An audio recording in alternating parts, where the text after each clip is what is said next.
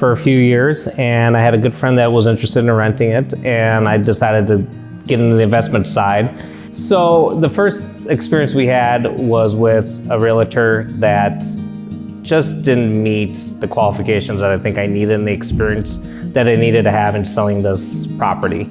I met Tim through a mutual friend of ours through golf that I've known for a while now, and I gave Tim the opportunity to do this, and he didn't let me down, and I would recommend him and have referred him to people right now that are working with him.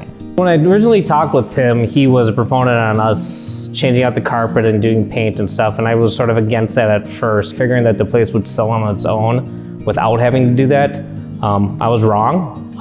Carpet and paint are extremely important in doing it, and with Tim's expertise, we got the carpet done and suggested it, and because of that, we had an ability to sell that very quick.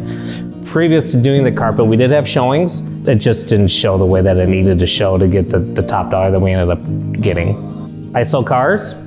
I understand dealing with sales and people and customers. Everyone thinks that the process is going to be much easier than it is.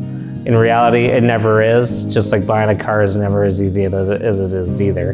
Hired Tim at the end of December, beginning of January, and after a few days after we listed it, I mean, it was sold. We had multiple offers. They were all cash, no contingencies, no appraisals, no inspections.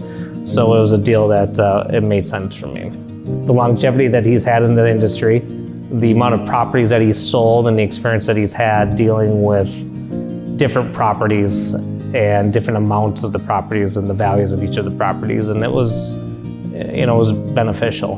Whatever the showings were, he was there. So that was a lot of dedication, and it was far for him to go, but he will go anywhere and do anything at any time for his client. I have no question about that, and he did for myself.